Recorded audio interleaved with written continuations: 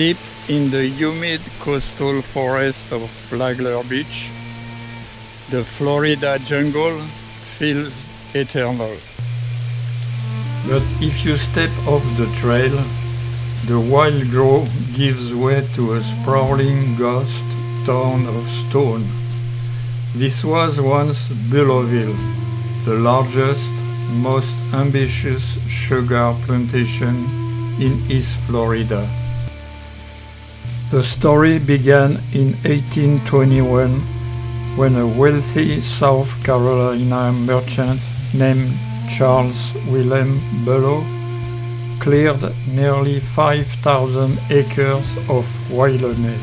He died just 3 years later, handing the key of the frontier empire to his 17-year-old son, John Joachim Bulow.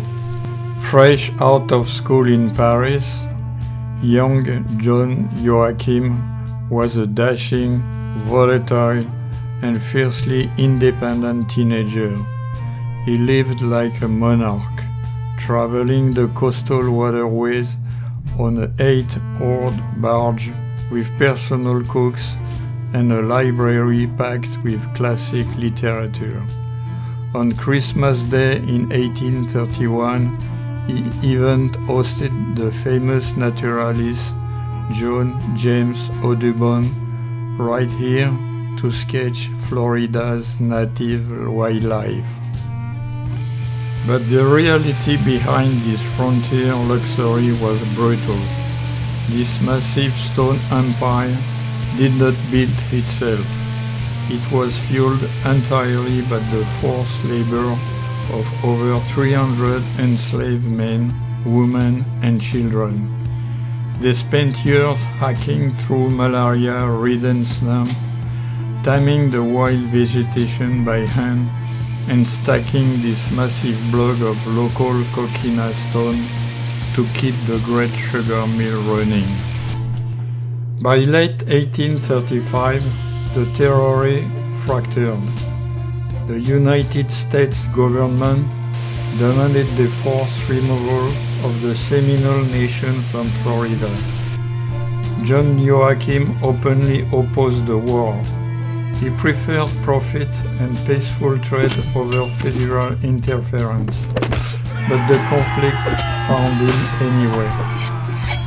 In December of 1835, Major Benjamin Putnam marched a detachment of local Florida militia onto the property, intending to seize the plantation house as a military fortress. The teenage millionaire was furious. As the troops marched through his gate, John Joachim literally fired a small cannon at the U.S. militia.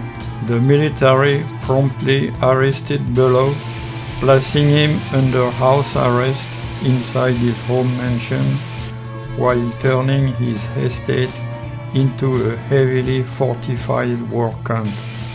For a month, the militia used Bulowville to launch disastrous, bloody skirmishes against local Seminole strongholds.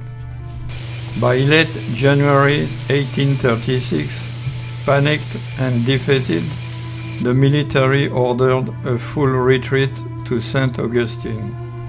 They forced the captive John Joachim to abandon his empire and march out with them. The moment the troops cleared the tree line, the Seminoles and their black allies struck. In a massive act of retaliation against the federal occupation, they burned the entire 5,000-acre plantation to the ground. John Joachim Bulow never rebuilt. Ruined and broken by the frontier war, he died shortly after at the age of 27. Today, the mansion is completely gone. Only the fire-scared coquina remains, a stark monument to a short-lived empire, slowly being digested by the land it tried to conquer.